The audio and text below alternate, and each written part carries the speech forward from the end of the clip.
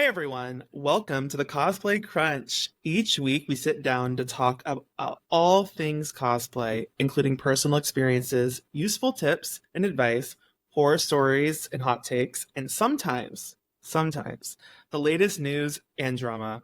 I am your host, Zavage Cosplay, and this week on the podcast, we have a very special guest.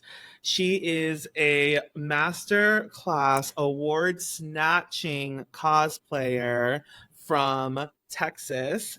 Welcome, Tacocat, aka Kirsten. Hello, hello, hello. Hello, and thanks for that intro. I thought it was only fitting for the one who, well, actually, let's get right into it. Oh no. First question for you as a warm up. How does it feel to win Best in Show at the same cosplay contest 2 years in a row and single handedly cause it to shut down indefinitely? Okay, well, first off, I am not responsible for the shutdown. That is not me. Uh, but I do think it was really cool and also very unexpected. Like we were bamboozled each time. I mean, you were there, you saw us, you were like, get up Hmm. from your seats, go, and we're just like, what? I remember when we were in the audience and this is Akon, by the way, we're referencing Akon in Dallas, Texas. When we were at Akon last year, Kirsten and her sister were competing, and I was in the audience, and I said to them, how are you going to get out of the row knowing you're probably going to win something? And you both just looked at me like dubiously, like, oh, that won't happen, or we'll deal with it when it gets there. And I'm sitting here thinking, you're in these giant like costumes, you're going to be trampling people or smashing into the costumes into chairs. Figure out how you're going to get out of here. And you both just stared at me like I was a wall or something. And then they called your name and you still really looking around like, oh, me. And then guess what, you had a hard time getting out of the aisle. Okay, so in summary, if Zavage is your handler, listen to him, I guess. Literally, always listen to me. And also, I never expect, we talked actually about this on the last episode with the Geeky Seamstress, Mm-hmm. Mindy. We never go into contests expecting to win anything. Mm-hmm. But when you're sitting there waiting for the judge awards to come out, you should have in your head a game plan on how you're going to physically move your body to the stage in the event they call you. Yeah, that would be a good idea. Lauren and I just don't always, do the smart idea. So, oopsies. Also, re Akon, how shocked are you that they basically canceled for the year or like indefinitely postponed their convention? I found it a bit shocking because I mean at the 2023 event there was no weird signs of like anything odd going on, like there wasn't a weird drop in the number of guests or something like that. Nothing Hmm. obvious. The cosplay contest in terms of like prizing was similar to the year before, if not more. Um You would know because so you won both years. thank you for pointing that out. Again. Again.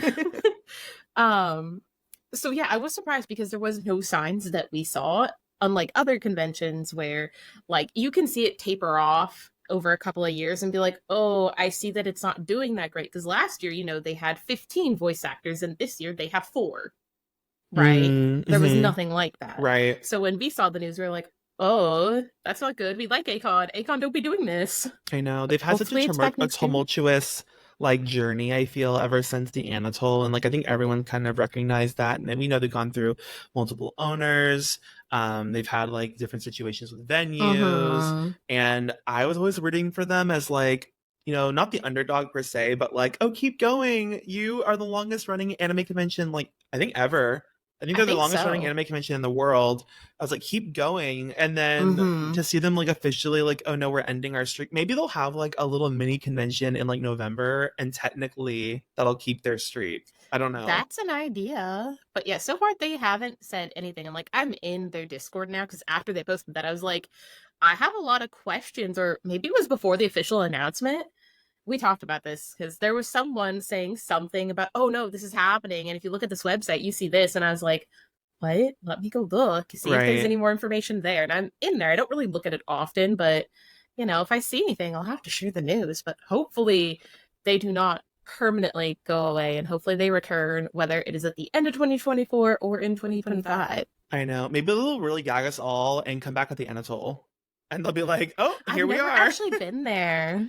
Oh, you haven't? It was right? the best Akon venue for sure. Because that's not where they were holding A Fest, right? No, no, they No, haven't. okay, Yeah, no. okay, yeah. Then I've never been there.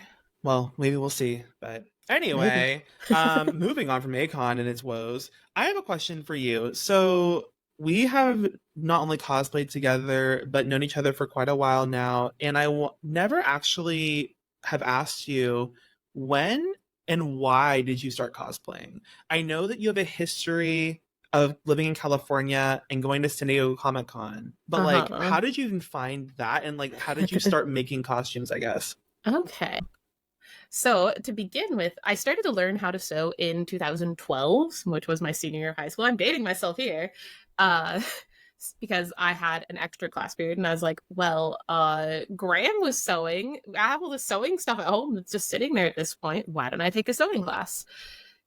And that transitioned into costumes because I went to Comic Con 2015 as a volunteer because the year prior I'd found out from a friend you could volunteer and get passes. So you had sewn for about 2 or 3 years before you went to Comic Con for the first Uh time. huh. Uh And huh. what were you sewing at the time? Just like garments or?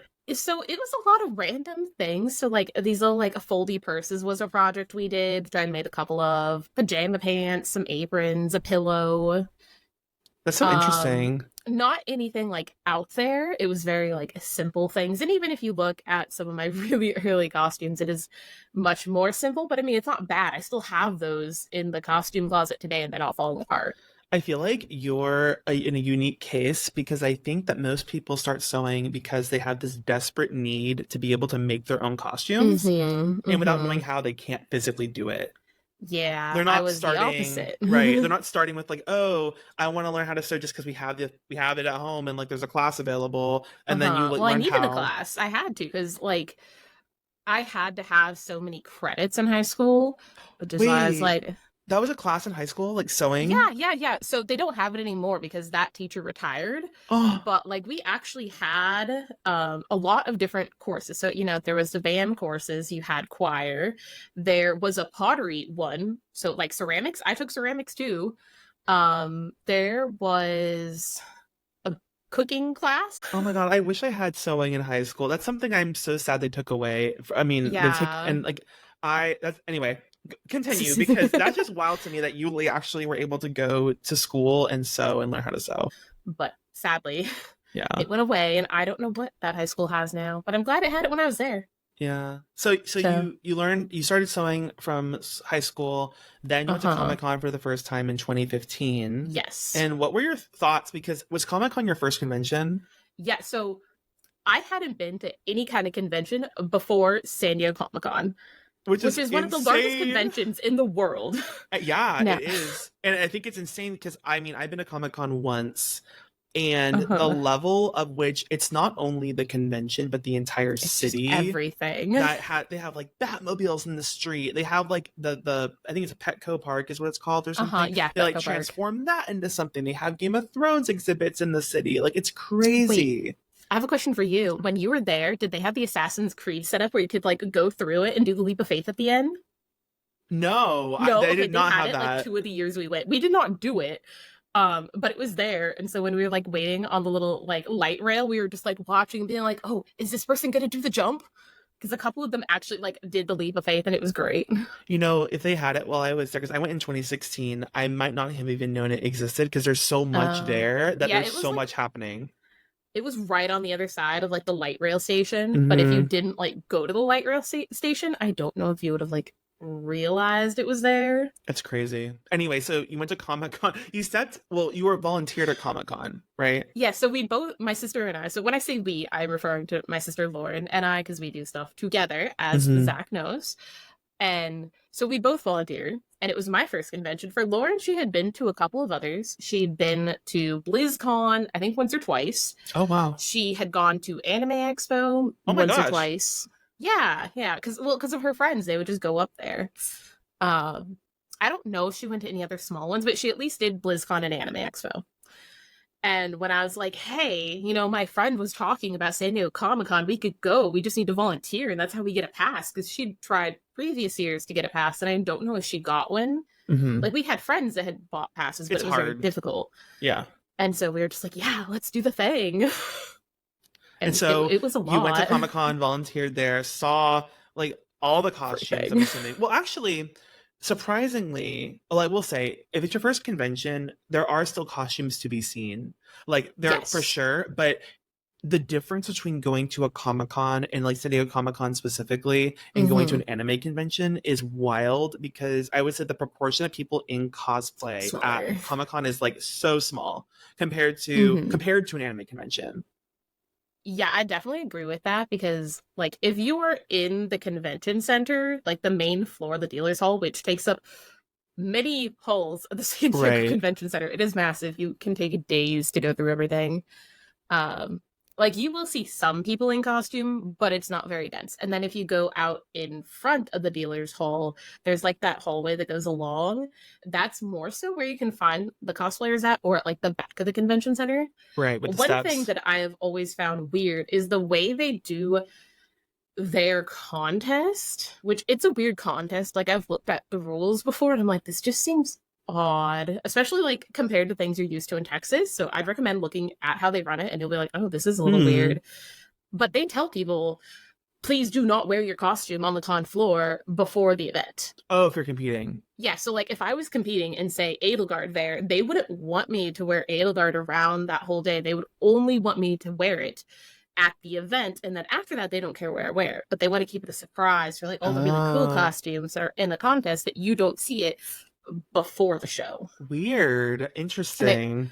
also think the Her Universe fashion show is in a similar way where they're like, please don't wear this on the floor, wear it for the fashion show, and then you can wear it elsewhere.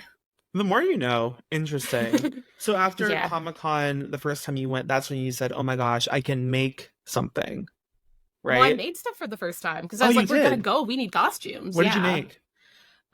So we did like Frozen costumes. We did Disney princess stuff because Lauren is a Disney fiend. She loves Disney. She was like addicted to Disneyland. She had one of the like California resident annual passes, so she Uh-huh. could go frequently. So she went frequently. I did not. But we were figuring out what to make. She was like, well, why not Ariel? I love Ariel. Give me more Ariel. So we did that, and then I was like, well, let's go ahead and do this. Which was the Frozen stuff. Did we have a third costume set that year? I don't remember. Were these I'd have like to look. gowns or were they like No, no, these are like well, Lauren had like Elsa's normal like icy dress. okay.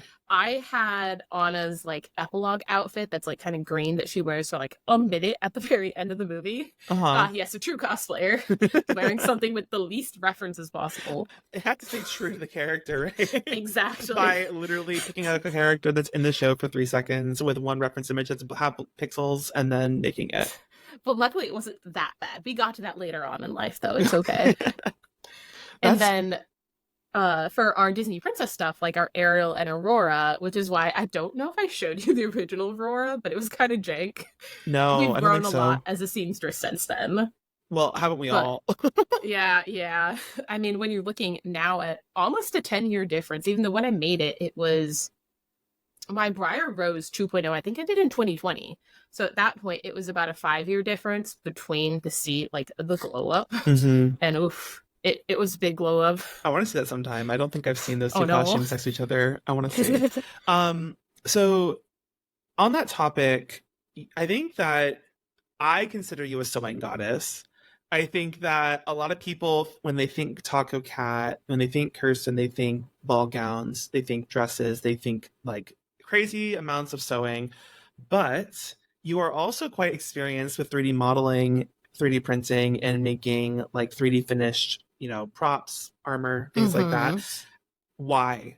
Or I should say, how did you like, I guess, transition to that medium in order to make these like solid components for your costume? Because it seems like a pretty big departure from sewing. Oh yeah. So a one-word summary of it would have been spite. Spite. Now to elaborate further, in 2017, I made our first like Sailor Fugus. So I made Super Sailor Moon for my sister and Super Sailor Pluto for myself. at that point, I did not have experience making accessories. So I spent probably around $200 buying accessories off Etsy that were then shipped to us. Mm-hmm. And it left a very bad taste in my mouth because one, the seller actually like lied about the shipping time because I ordered it well in advance, like accounting for their longest handling period plus 2 weeks. Gotcha. And I was like, okay, so the longest period plus this, it will be here in this time, right? And I ordered it well in advance. Well, we were getting closer to Laura needing it, and the stuff wasn't here. So I messaged the seller. I was like, hey, I ordered it at this far out, and I need it for this date, but it's not here yet. I added a whole bunch of extra time. I'm like, well, that's on you. You should have told me you had a deadline. Oh, yeah, When, it's your mind you, fault. again, I went extra time over the maximum handling, and that was like including like the estimated shipping time Did too. you have it for your costume or no? Did you miss Yeah, it? yeah, Lauren. So I didn't need the stuff right away. It was Lauren who needed hers right away Gotcha. because she was in California for that summer and was going to Anime Expo for her birthday. She wanted to wear her Super Sailor Moon fuku. Mm-hmm. So it was like, okay, I need to get these here. That way we can get the stuff to Lauren. Gotcha. Okay. So Um, you had to deal with basically outsourcing your accessories and uh-huh, hard uh-huh. products to people on Etsy. And I'm imagining at the time, I mean, you I know that when I first started, I didn't know like people in the community that could make these things. So I was going to like Etsy or I was going to like Uh-huh, online to uh-huh. just try to find people. Now, if you need something, well, you make it yourself probably. But if there was Mm-hmm, something mm-hmm. that you like needed to get made by someone else, you could find like 10 people, I'm sure, that could do Oh this. yeah, But at this point in time, I would go to a specific person and say, right, "Hey, I want to commission this from you," right. not go to Etsy. So out of spite and out of a need to be able to make these things yourself, did you took up 3D modeling? Yes. Well, so it didn't like directly start as, oh, I need a 3D model because I got those pieces. I looked at the quality of these resin cast like brooches and I was like, you can see like some little dye things, you can see air bubbles. The finish on this was not good. It was not a good product. And I was like, I paid a lot of money. I should be happy not looking at this being like, I feel like I could do better. Read And them it for was the, you know Phil. what, I can do better that made me go down the rabbit hole of, okay, so these are resin. Working with resin, what do we do? Okay, but I need the specific shape. How do I get that? Okay, well, I'd have to mold it, but when am I going to mold? Oh, I could 3D model it. And then And then I got into trying to learn how to use Tinkercad, which for those of you who don't know what Tinkercad is, it is like a baby's first CAD program. love. And that is the best way to describe it. And I did make quite a few things in there. And then I transitioned into Fusion 360, where I just kind of played around and learned more and then played more and more. And, suddenly I can make really big profs. No, it's crazy because you're saying, So, oh, I started in this little baby program, Training Wheels. Then I moved to like a pretty robust, free modeling software, but it's very extensive and there's lots of things you can do in it. yeah, And that's what I just sit in there and play around and be like, well, logically looking at this, if I want to do this, what are some ways I could do this? And I don't know if like the maths physics side of Kirsten helped figuring this out, being like, well, if I do this shape and revolve it around this axis, I'd have what I want. well, that would make sense though, because I So, feel like whenever I'm working in Fusion and you're my go-to, I'm like, hey, I'm trying to do this thing. What would you do? And you're like, well, try this. And if that doesn't work out, you're like, okay, we'll try this instead. And then we'll do something else and just keep like uh-huh. it just I don't know. I feel like 3D modeling comes to you a lot easier than it comes to most people. And the fact that you just were able to just kind of throw yourself into a program and try and then make things that are absolutely insane is wild to Mm-hmm. me. So that's how you started. That's how you got into 3D modeling. And then you basically, I'm assuming what you got like, did you get a resin printer out of that or did you get a 3D FDM printer?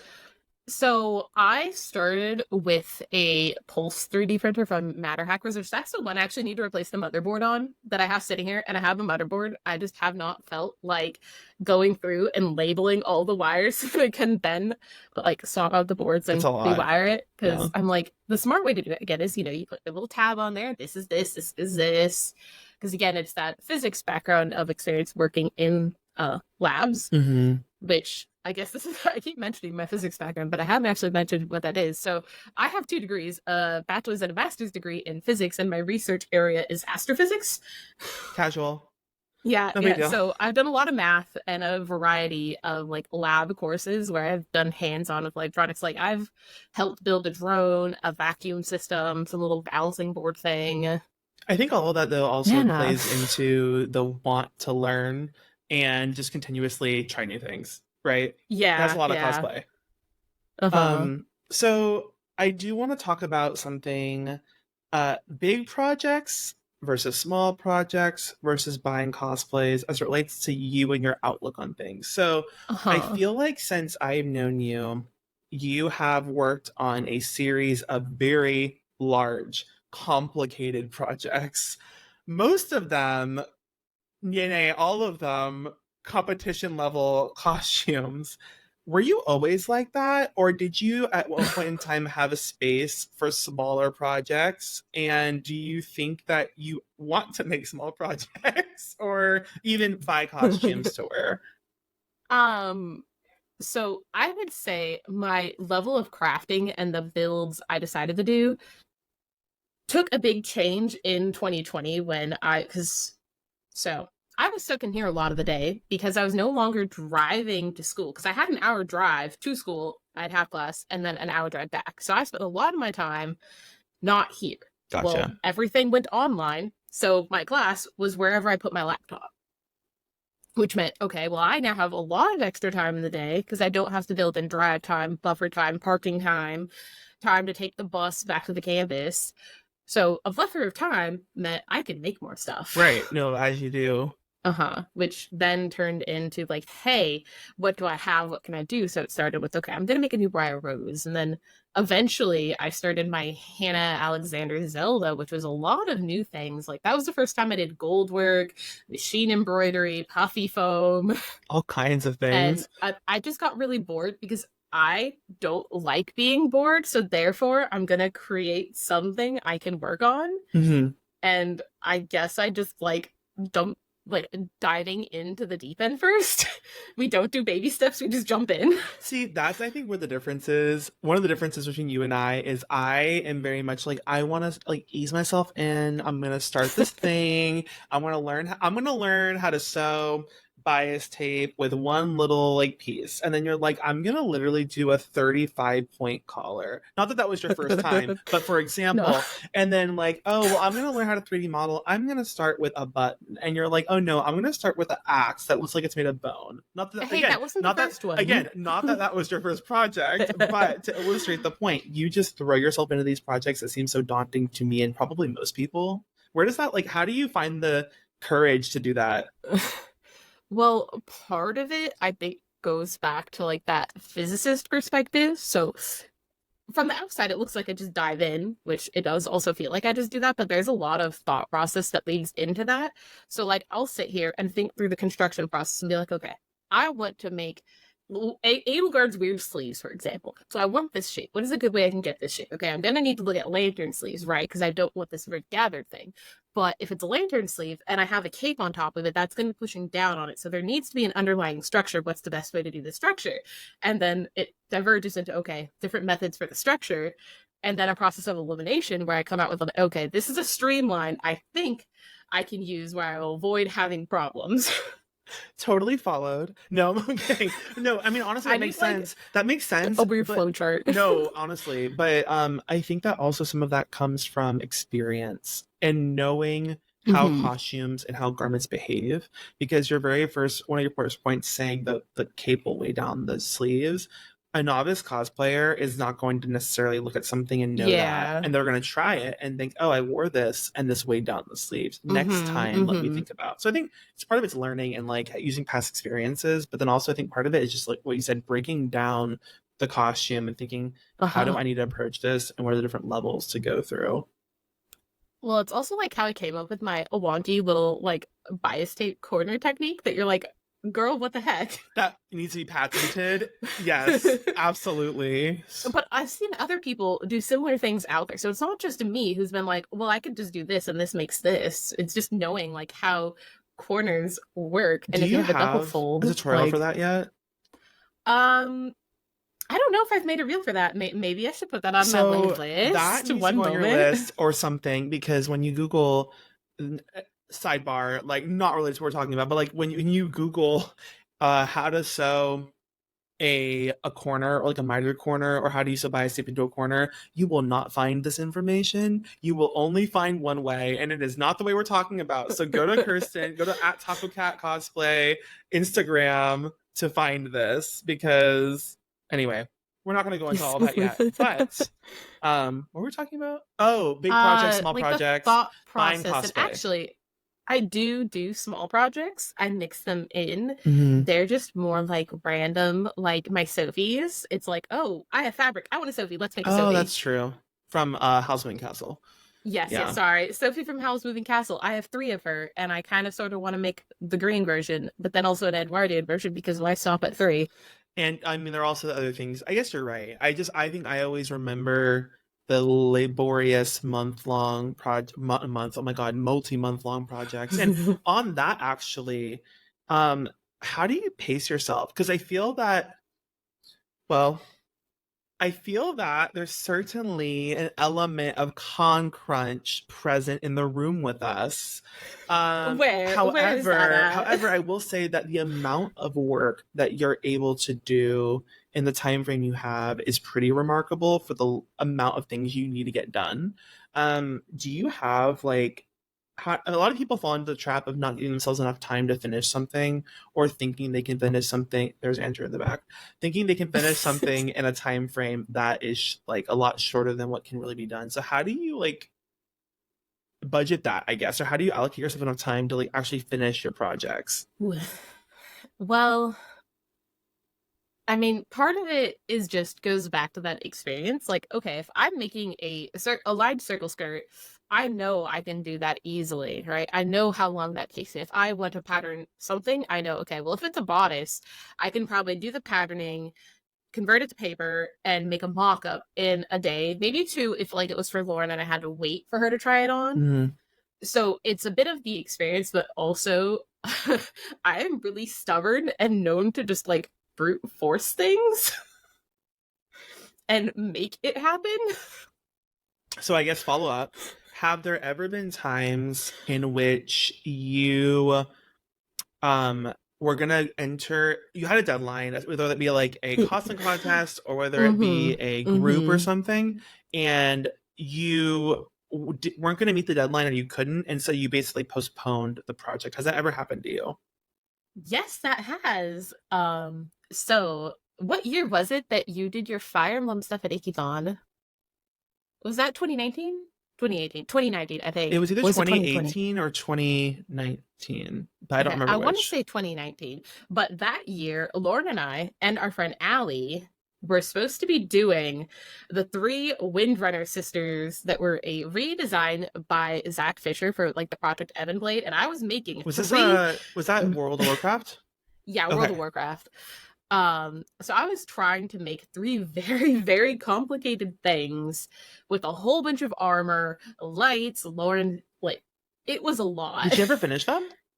No, they're still sitting here, and now I'm like, well, I'd want to finish them, but the problem is I made that as a journeyman. That would not cut it down. Oh, so What I you can make now is at a higher level, so it's just kind of there, and I'm like, do I want to go gotcha. back to it? But now also, World of Warcraft is a lot more problematic, and I'm kind of like, well, do I want to cosplay from this, even though it's a redesign of it? Because there's always the So they're still aspect, there, right? There's the aspect of just like, oh, you. I would say, oh, I thought you could finish them and just wear them for a photo shoot or for fun, but at the same time, I can totally see you and also myself to an extent saying, oh, well, I can make something better now. Do I want that to represent my skill level today?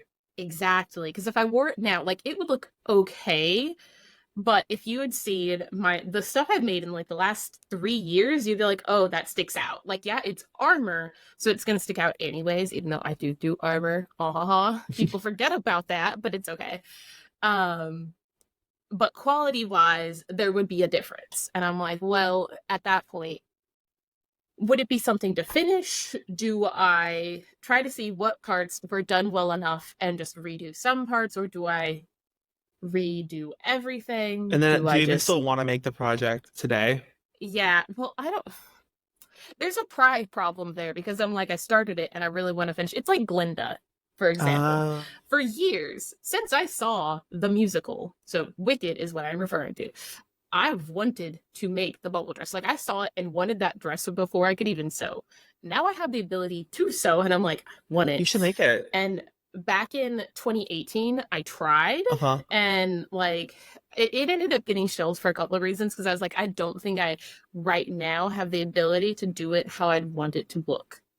In 2020, when I was trapped in my craft room, I picked it back up, did a whole bunch of work, and then I realized I didn't have enough fabric, and I had done sequining on it like a quarter to a third of the petals that go on that skirt. Oh my Like, I gosh. have a stack of petals sitting around in here, and I have thousands of sequins still sitting up in a bin, and I didn't have enough fabric.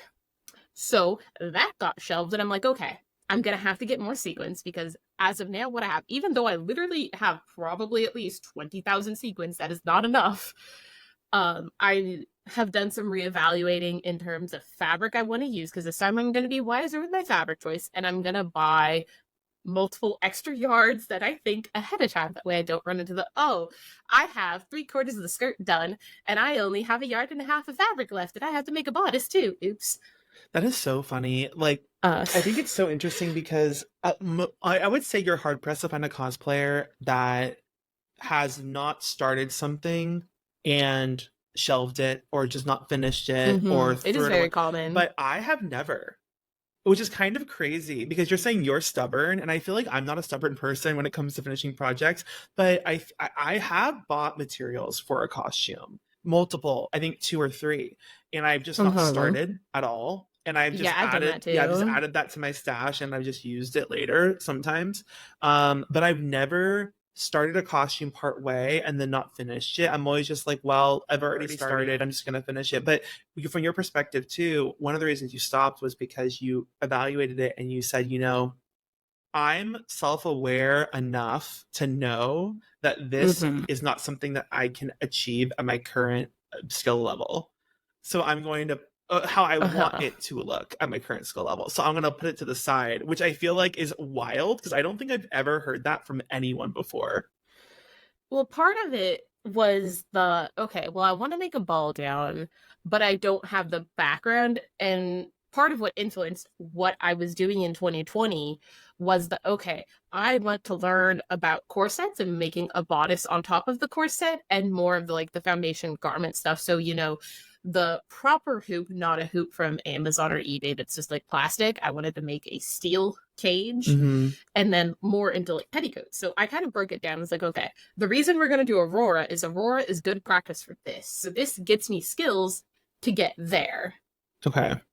And then when I went back to Linda, that's when I realized I just didn't have the fabric. And so this is where stubborn me is like, look, I am stopping for now, but I'm going to go back to this. And when I do, it's going to be awesome. So Glenda's just haunted in the back of your mind for years at this point. Right now, I have the sequins in my line of sight and they're always there staring at me.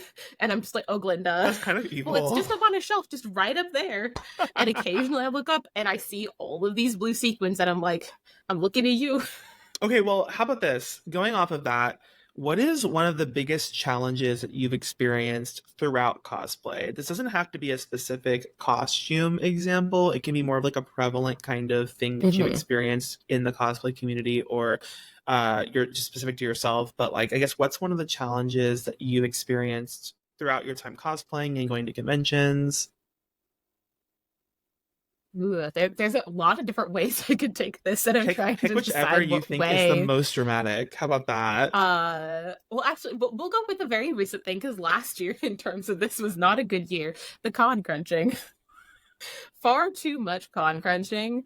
Because prior to COVID, I did some, but it wasn't as bad, and probably 2023 was the worst year for it. And I'm like, no, we're going to try to limit the number of plans that I have. And I'm going to try to hold myself. I'm not going to let friends con me into adding something where I have to mostly make 2 costumes in 2 months. And both of these costumes are sort of kind of very complex. But you know what? Okay, I don't take responsibility for Zelda because I stalked your Instagram and you wanted to make that Zelda dress years ago. But okay, so it was actually funny that you bring up that specifically. That was something I had bought fabric and I was messing around with how I wanted to do the sleeves. And the other day when I was digging through my fabric bins, looking for stuff for Living Away, which is a Lopper from Final Fantasy 14, the critically acclaimed MMO. We totally don't know her at all. What's that?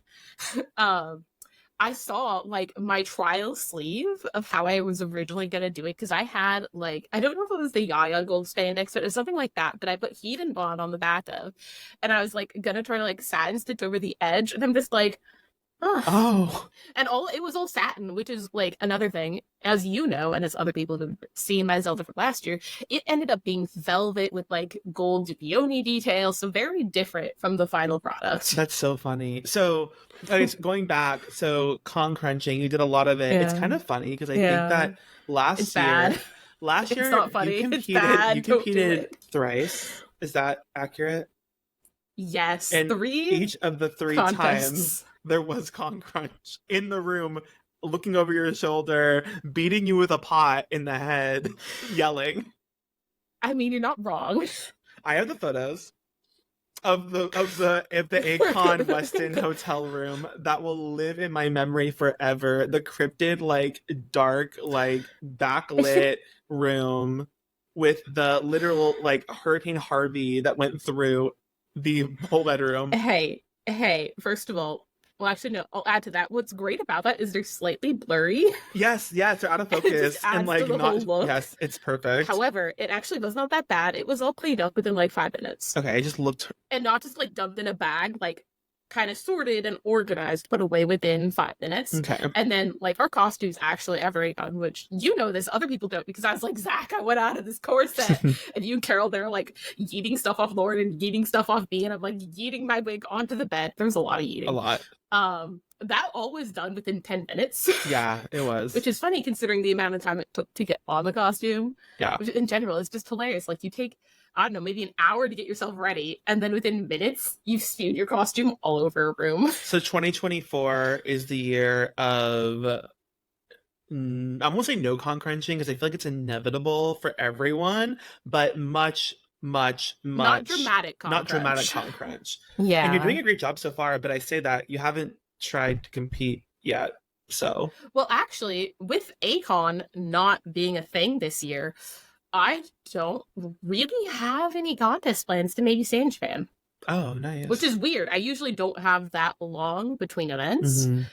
And it's usually a short period because, you know, I do a big thing and then it's like, okay, now we have Sand Japan. And then last year, Anime Frontier got added in. Mhm. Why it was there's a lot of spontaneousness last year that wasn't necessarily really good. Plan further ahead, people. Don't be like me. Learn from my mistake. What do you think is, on the other side of that, your biggest motivator for cosplaying? If you had to pick one key motivator in your life that contributes to your desire to make costumes and cosplay, what do you think that is? Well, I really like the challenge of being like, okay, here is this image of something, whether it's like whatever source it's from, whether it's from a TV show, a redesign, if it's like an animated thing, whether, you know, like an animation thing or an anime, having the challenge of like, okay, I want to take this and make it myself. And especially if it's okay, well, you know, there have been studios that have made this and they had a whole team of people working on this. Right. Most of the time it's me doing a lot of the work, and then, you know, Lauren helps with like some of the finishing and painting. Right. But yeah, so I really enjoy that challenge of being like, okay, I'm going to take this nonsensical thing and make it into reality. But nowadays, I also like to sprinkle on top, like, okay, what if we make it a little bit extra and add some extra little details? How cool can that look? What if we make I bite off more than I can chew. Yeah. What if we make golden chickens and then we're struggling to finish? Yeah. No. And the golden Snickers bar. And the golden Snickers bar. Yeah. So I want to talk about Joann's, because Ooh. as of today, we're recording this on the 18th of March. Joann's announced that they filed for Chapter 11 bankruptcy. And I'm reading this article off CNN. I didn't know they were 81 years old, which is kind of They crazy. are? 81 years Wow. old, I know. Filed Chapter 11 bankruptcy protection, and they help reduce its debt in half, which was up to $1 billion in debt. Yeah, crazy. It's a lot of money. They have 850 stores in place, and they're going to remain open, is what they say on the website. However, something interesting that they cite in the article is the bankruptcy of Joann has been looming for a long time. It was always a matter of when, then if.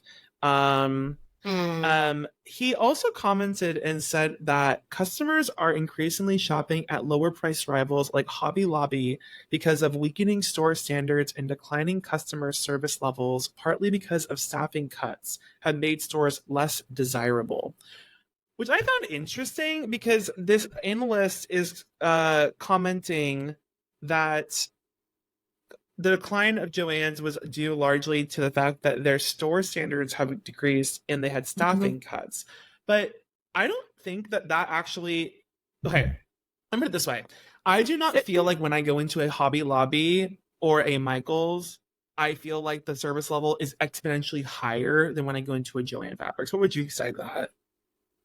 I would say, at least locally to me, it's all pretty equal. Yeah, that's how I feel too. I feel like it's all pretty equal, and I'm in Dallas or in Austin, but I mean, I feel like I've also been to Joann's, and I used to live in Chicago. It's not like Joann's Okay. was like this like falling down like shambles of a building with goblins living in under the bridge. It's like a store, right? It's a store. I feel Mm-hmm. like for me, when I go to Joann's, and this is more of a recent development than it was maybe 5 years ago. I don't know if it's because I am just better at sewing now. Well, honestly, and I know my mind is, I'm kind of aware of more different types of fabrics and what fabrics suit different costumes. But I feel like Mm-hmm. when I used to go into Joann's, I would be able to find what I wanted for my entire cosplay. And I could literally get all my different fashion apparel fabrics and then leave. And now when I go to Joann's, I feel like the apparel section has shrunk so severely. The entire store feels like it's made of quilters, cotton, and fleece. You're not wrong though. Like, that's my experience going into Joann's recently. And so when I see things like they're going bankrupt, I'm like, well, I don't know. Like, obviously, there could be a lot of reasons, but from a consumer perspective, the service is not deterring me. The actual availability of product is deterring me and causing me to go online. Because, like, honestly, you could say, well, pricing, but I find also that if you actually know how to use the system and you know how to use the coupons, their pricing can be competitive with online stores as long as you use coupons. But Mm-hmm. I think it's interesting that they're filing for bankruptcy, and I get it. Like, I think part of it could also be because with COVID, a lot of craft stores and apparel retail stores, brick and mortars expanded a lot. And now that everyone's not necessarily crafting at home all the time anymore, like you and I are, but not like the average like mom with their kids, maybe they Mm-hmm. overexpanded, or maybe I don't know. Yeah, I don't know about the overexpanding part. And it's interesting you bring up the brick and mortars because if you talk to a lot of people, like Joann's essentially tried to like get a monopoly on the craft On the stores. fabric So stores too, yeah. yeah, we know that like they stomped out a lot of your smaller fabric stores, which is why now your options are okay. Am I gonna try to go to Joann's, find what I want? Am I gonna go to Walmart? Because Walmart actually sometimes does have some interesting fabrics they get, Wild. I did, but yeah. they don't have a lot. Yeah. Well, I've seen some people talk about some things they have that are decent to use. It just kind of depends what you're looking Before for. I knew what Joann's was, I shopped for fabric exclusively at Uh-huh. Walmart, and I was using Uh-huh. literally what the quality of bed sheets to make clothing, bad bed sheets. Oh But no. anyway, But yeah, like I mean, you used to have more options and even, close to pre-COVID, you didn't have all those options. I mean, I'm really sad. So when I moved to Texas in 2016, I'd gone to Hancock Fabrics once and then they shut down. was that not in California? Uh if it wasn't anywhere near me. Gotcha. So, I mean, but I also, despite living in Southern California, didn't have an opportunity to go to the LA Fashion District because that was quite a bit of a drive. Right. Well, you know what's funny So, too with that is Michaels is the one that bought Hancock Fabrics, and then Michaels. which is why they don't carry fabric Well, some stores carry fabric, but online. what did they do with all the fabric? I don't know. I've asked They have a people whole bunch at listed Michaels. online, and I don't know if everything is on there or not. I mean, you would have better sources to know where it Well, I've went. asked people and they don't know. Like Oh, people that work at interesting. Michaels do not know where the fabric went. So Detective Zavage, when? When I know, right? We're gonna go open shipping containers and find like literally a whole shipping yard full of fabric bolts from Hancock Fabrics one day. Dude, that'd be It would be awesome. awesome. Can you imagine auction that off or just hoard it, like move one into my backyard and just have it? Who knows? I mean, you haven't done anything with your backyard, so I mean, a shipping container might be good, like landscaping, right? That's so shady. You're like, a shipping container would look better than that swamp you have back there. I mean, honestly, you're not necessarily incorrect, but dear Lord, Hey, you call this swamp, not me. you said a shipping yard would have more appeal than the backyard girl. Okay. Dresses with appliques. Yeah, yeah. I actually have not made dresses with appliques. Surprise, surprise. Surprise, surprise. I know. Well, because putting HTV on fabric actually is not an applique. An applique is like, a fabric applique. Describe that for our listeners. What is an applique? Which, okay, well, most of the time Most of the time, people think generally. about, yeah, so you're taking a piece of fabric and you're applying it to another piece of fabric, whether you are using like heat and bond or like you're stitching it down like if you used an embroidery machine. But putting HTV, which is heat transfer vinyl, on fabric is not an applique. Love that. Thanks for the lesson. Yeah, yeah, fun fact. The more you The more you know. know. Put that on Twitter. Um, so hot topic. Mm-hmm. Bad tutorial advice in posting tutorials on social media for clout, for content. I don't know. I feel recently, and this is maybe my opinion, but I also share this opinion with a number of other people that I've talked to that are in the cosplay community who are Mm-hmm. crafters. There's a deluge of tutorials that aren't either they're not tutorials or they are crazy, like insane. Like they're Mm-hmm. teaching Mm-hmm. people to do things that are either not technically correct by standard garment construction standards, and that's not to say that you can't use them, but they're actually advertising sometimes skills that are literally like, why are you doing this? What is your thought on why people are making these tutorials? Is it just for like views, or like what are they trying to do? Do you think they genuinely do it that way, or do you think that like they're like, oh, a shock value, I can just post something and people will react to it? Well, I think it kind of depends on the tutorial if they're going for shock value or if it's something they actually do in practice. But I want to say part of it is because of the rise of craftsmanship based cosplayers that have carved themselves a spot that is, the cosplay educator. I am here to teach you things. I'm going to give you a lot of teaching Sure. content. Right, because some of those people have now gone on to work with other companies and, get a lot of guesting gigs.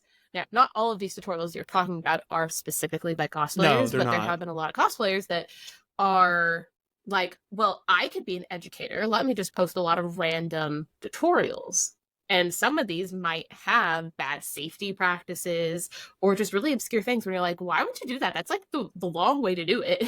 I So, I told uh Lutavia Cosplay, the one of the co-creators of the Cosplay Tutorial Challenge, name drop, that my submission was going to be melting down Crayola crayons into a pot to dye my wigs. And I think the time is running yes, Slay, out, do but I it. kind of still want to go buy a stock pot and do this and literally post it and add to the problem. Because I feel like we need more chaos and more Do seeds we need of more chaos though? literally, I think it'd be so funny. It'd be so evil. I'd have to put a Hey, disclaimer hey, somewhere, but I'd have to hide it. yeah, you might as well just be like, hey guys, just heat up some PVC with a heat gun in your house with no safety equipment whatsoever. But you have Yeah. to make sure you go breathe that shit Yeah, in. you gotta really take in those fumes. It's great for you. Obviously, I'm barely kidding. Please do not do that. But it is definitely weird. Like, you've seen the rise of tutorial content, and then the people who are sometimes goofing and sharing tutorials that you're like, okay, but you're ignoring this large issue, especially in terms of safety. Hmm. Cough, cough, wear a respirator, I think, use gloves, depending on what you're handling. yeah. I think also, And like, the thing that gets me too is sometimes it'll be a tutorial, but it literally would just be like, okay, a time lapse of something and a progress reel is different than a tutorial. Like, oh someone yeah, will for say, sure. I'm going to teach you how to, I don't know, use Warbler, and they'll have like a 3-second time lapse of their like flat Warbler turning into armor and it's painted, and they're like, look at me.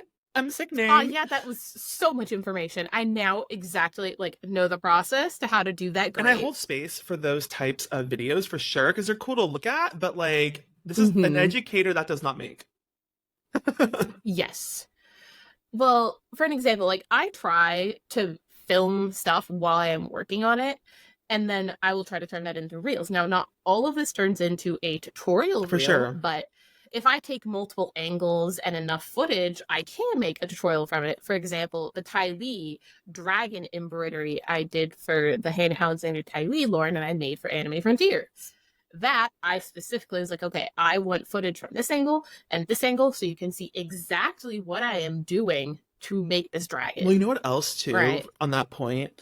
People have such short attention spans because of Yeah. TikTok and just really short format videos that they don't have the attention span to sit through content and literally digest and learn from something. So when you Mm-hmm. post something that's 10 seconds long, I have a reel that I literally posted of me ironing pattern paper, and that reel is still getting views and people are commenting on it like it's sickening. It's the most, oh girl, it's the most revolutionary thing in the world. And I'm like, this was a 10-second video of me ironing pattern paper with my Lorisar iron. But Plug. plug, Hello. Hashtag go buy one. but Wait, Zach, what is your code? oh Tell them your girl, I don't think code. it works anymore. Oh, you need to get a working You know, code. if someone wants it, message me on Instagram and I will get you a code. Do it. Magic iron. But I'll also post something like I posted long videos of me actually going step by step on how to make katanas from wood and 3D prints, and they Okay. don't care. Like there'll be people that are like, oh, that's really interesting, that's cool that I know, or like people that are cosplayers that I know, but like the actual way that the algorithm distributes that is so like limited compared to a 10-second video of you doing like Uh-huh. a time lapse of you jumping and putting on petticoat layers and a dress. Like it was cool seeing you put it Yeah, you on. mean my like millions of Yeah, view videos just me jumping there and more layers of a ball gown yeah, appearing and people loved no, it. literally And that. I'm like, really? That? Yeah. So I guess people do it because some people, their motivation is I want reels, I want views, and I want like quantity that I know people will look at. But I also definitely think that we should hold more space for actual tutorials. And I think Disney. that as creators, we should support those like really good, like produced videos and tutorials because most people aren't going to care.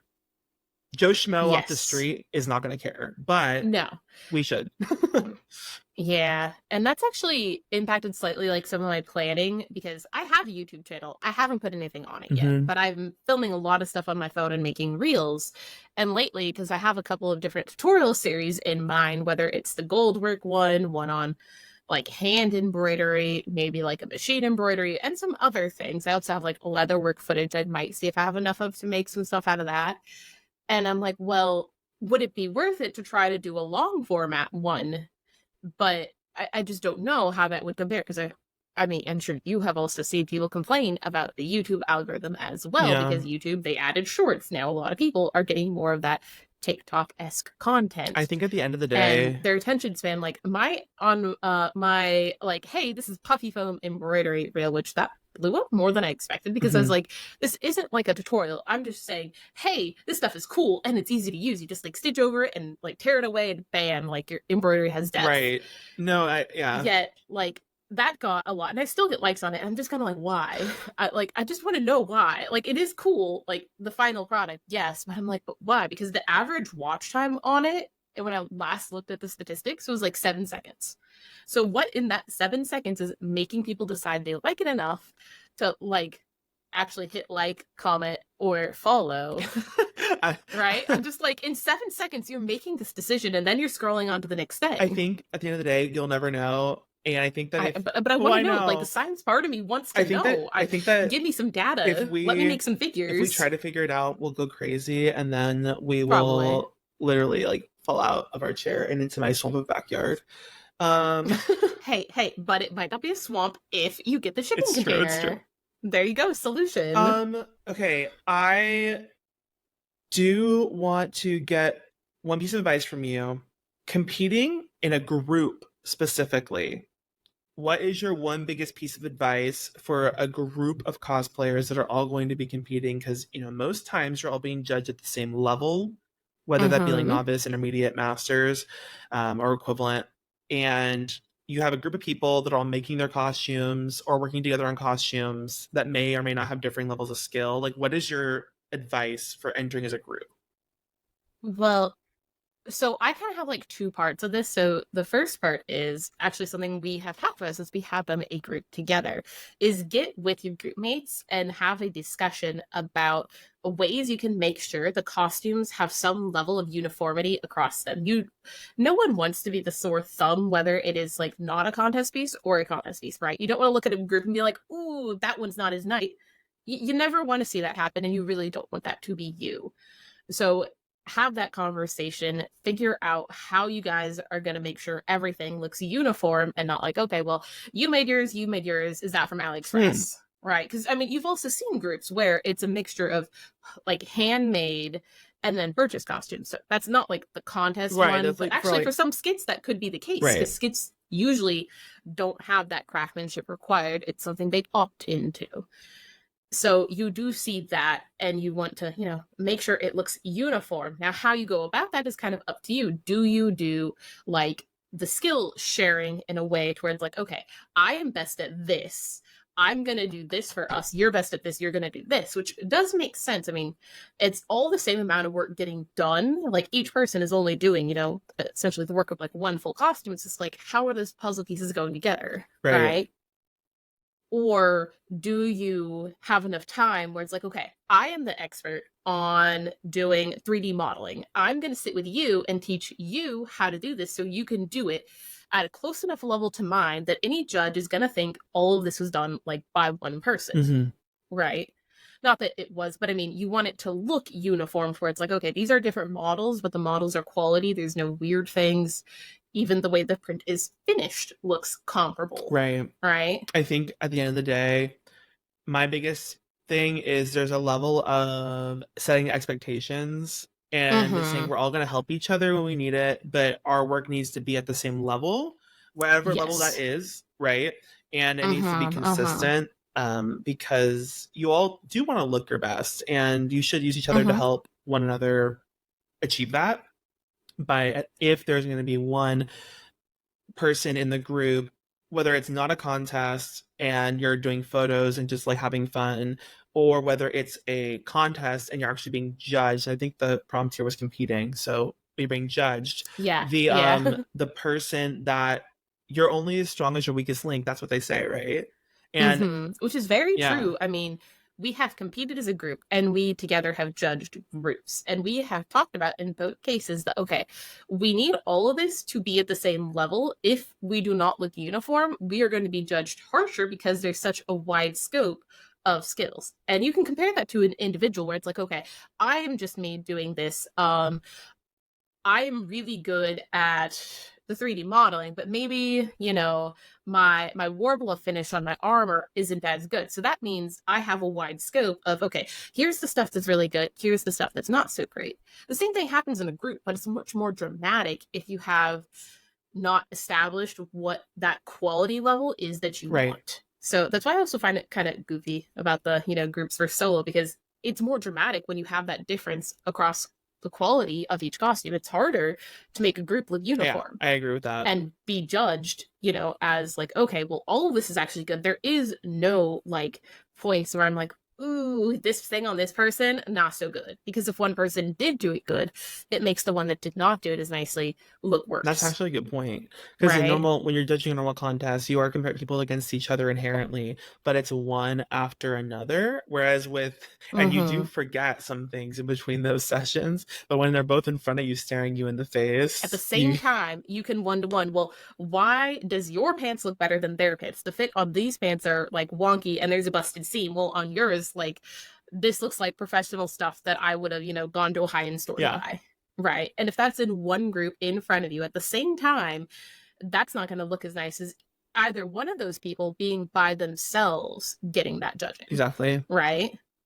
So No, talk to your group mates yeah, be transparent, and get get help. help. I mean, if you know you're not good at something, get help, learn how to do it, or whatever. Work it out. Have that communication. So I'm gonna ask you some rapid fire questions. You're gonna pick Oh one or no. the other. You don't have to give a justification for your answer, but you do have to answer quickly with whatever first Oh comes to no. mind. All right? I might ask for Okay. explanations after. Oh no. All right, ready? Gold work. Maybe. Oh, okay. Gold work or beading?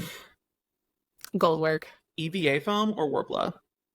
Warblux. No prejudging or 7 a.m. cosplay contest starter.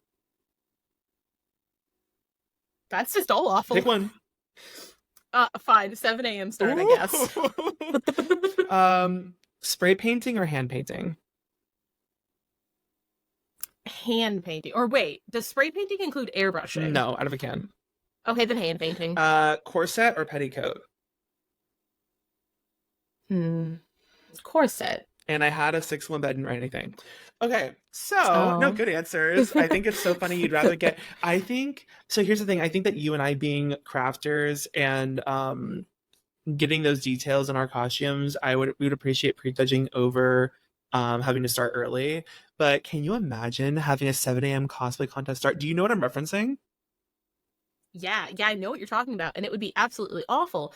But the reason I said that over not having prejudging, having done a contest before where the only time we saw the judges before the contest was them walking up a line and just being like, oh, that looks cool. But you want to know what everything was that they saw that and said that looked cool, and all of the other people, they're just like, The hi, Transformer and then kept costume? walking. No, it was the things that were very large. Oh yeah, the Transformer costume. Yeah. Because like when you don't have prejudging and you can't look up close to see the quality, most of the time people fall into the trap of like, oh, this is really, really fancy, or this is really, really big, and therefore it is better. Yeah. Well, and that's not always the the types of case. contests that don't have prejudging are usually the contests also that may not have experienced judges. So T. Yeah. Personally, as someone who does spend a lot of time constructing and a lot of thought and goes into it, I only enter contests that have prejudging. Yeah. I think so too. I don't do ones without prejudging, period. We should sometime. Why? Why do we want to suffer like that, Zach? It'll be fun. Will it? You can make anything fun with friends. I have a guest question for you, Miss Tacocat. All right. Well, this is funny. So, hi, Cosplay Crunch and special guest. How do you feel about cosplay groups, and why do they always fall apart? In my experience, I have been in so many Facebook groups and Instagram groups for cosplaying a specific anime or game for a specific con, only to have the con be a week away and over half the people drop out. I feel like everyone has good intentions to actually get their cosplay together, but then when it comes to the day of the con, we have like 20% of the group from when we began. Are the groups too large, or am I doing something wrong? Or am I just cursed? Ooh. Large groups in general are a very hard challenge. Even like if it's ones where you're not constructing the costume, just getting everyone to buy the correct thing and show up at the right time is difficult. Now, for the cases where you are making it, even though I'm saying this actually not having done very large group stuff, the most I've done is like 4 people. Just because 4 is still a challenge. Yeah. But I think part of it goes back to what we were talking about earlier, the communication, and also, not to be mean, but be kind of picky as to who's going to be in the group.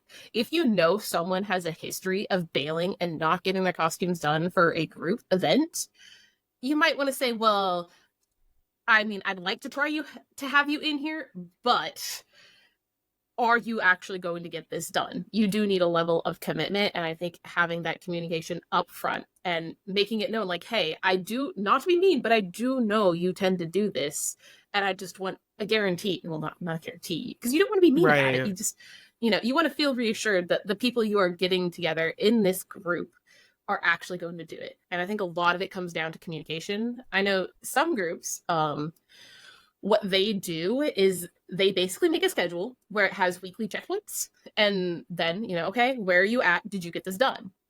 Oh, you did not get this done. Why didn't you get it done? Do we need to get on a call and talk about how to do this right now? So really, I do know, I'm not part of this group, but I do know of groups that is how they have handled this issue, because some of those people, they'll just like kind of slide behind and then not have it done. Is that for like a contest specifically, or is that for like a normal group? No. I'm not sure about the context of what this group is for, but that's how they decided to tackle it, was a whole bunch of mini checkpoints and doing like a voice calls and stuff and doing like craft nights where they can kind of get together and in a way motivate each other and keep each other responsible for like, okay, I got this done. Did you get this done? I think that So, public shaming is a great option. oh my No, god, no, not the public shaming. I think that in my experience, setting your expectations low for a group for a group turnout specifically is maybe not a bad idea. I think it's good to be excited about a group, and I think that it's fun to have as many people as you can have in your group, but at the end of the day, I think you need to be making the costume for yourself. And you Yes. should want to have fun wearing the costume even if not a single person from that group shows up. I have had multiple groups. One of the groups I'm most like absolutely astounded by was when we got the entire Sailor Moon, like all the Sailor Senshi, well, not like Chibi Moon, and not like the weird Wow. obscure. Too bad we weren't I know, not friends. I do a lot of not Chibi the Moon. obscure like When are we side doing Sailor Moon characters, because I together? don't have Tuxedo I need to Masks anymore. know. I sold that. You don't have to be Tuxedo Mask. You can be a villain, That's okay? true. You can That's pick. true. But If you really wanted to be Sailor Moon, you could be I Sailor could. I'll be Moon. Sailor Pikachu. But Yes, but please. no, like we had that whole group, which was insane. And honestly, Mhm. honestly, there was some strife and some trials and tribulation behind getting that group together. Even then, there were people that dropped out, people that backfilled. It was honestly a miracle. But more often than not, I've had groups where at least one, two people have either not gotten the costume done in time, or they got sick, Mhm. or they couldn't go to the convention anymore. And at the end of the day, it's just like have fun with what you have, and hopefully as many people show up. But also, the more people you try to organize for anything, the less likely you're going to have everyone. Like, imagine throwing a party and expecting Yeah. everyone on the invite list to come. What is the likelihood of that happening? Right? Not very I will say likely. also, there was an experience I had at San Japan years ago where we did a Naruto group, and this group was literally like 35 people big. Yeah, What? in every 35 and every people. single person was a unique character. It was crazy town. That is So wild.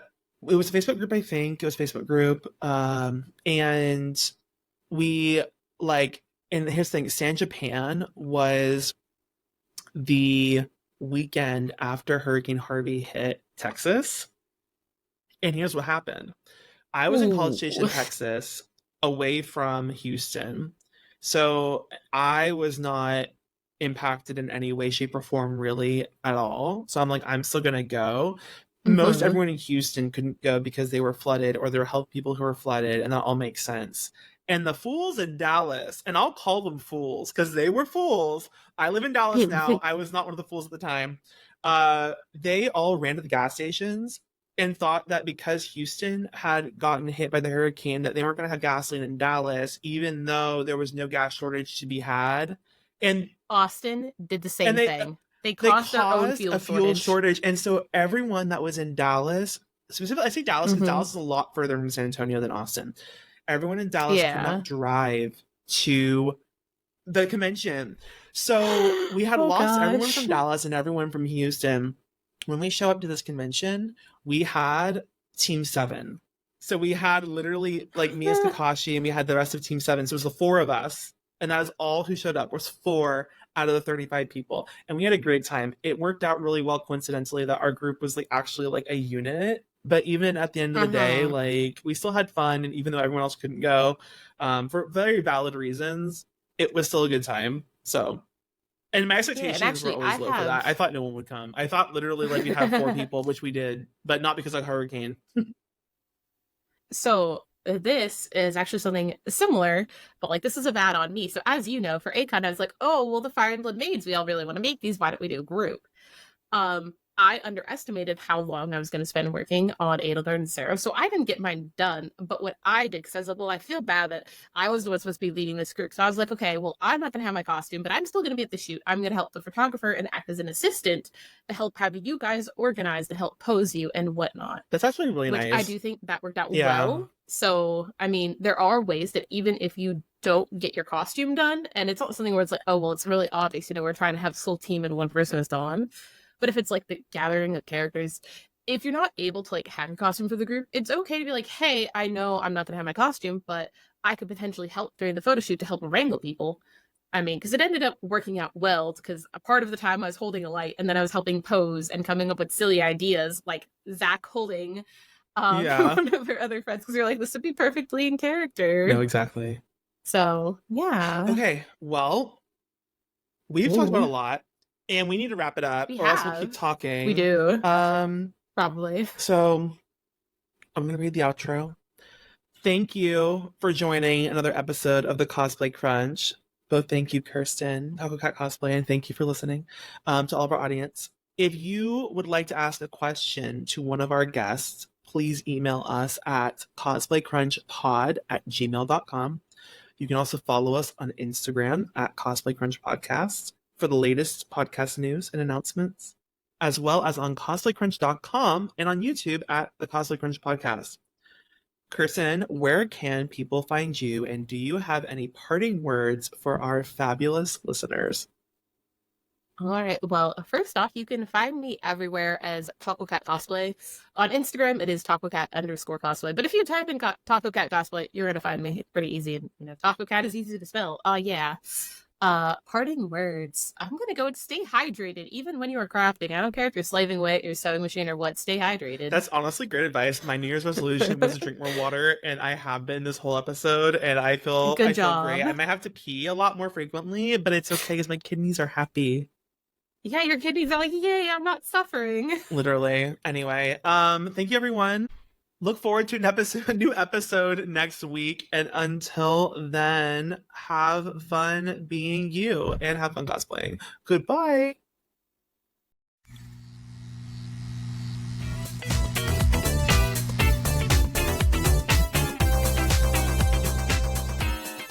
The Cosplay Crunch podcast is hosted by Zavage Cosplay, with post-production also by Zavage Cosplay. Original theme music by Katie Fairbanks. Logo and graphic design by Owl and Coffee.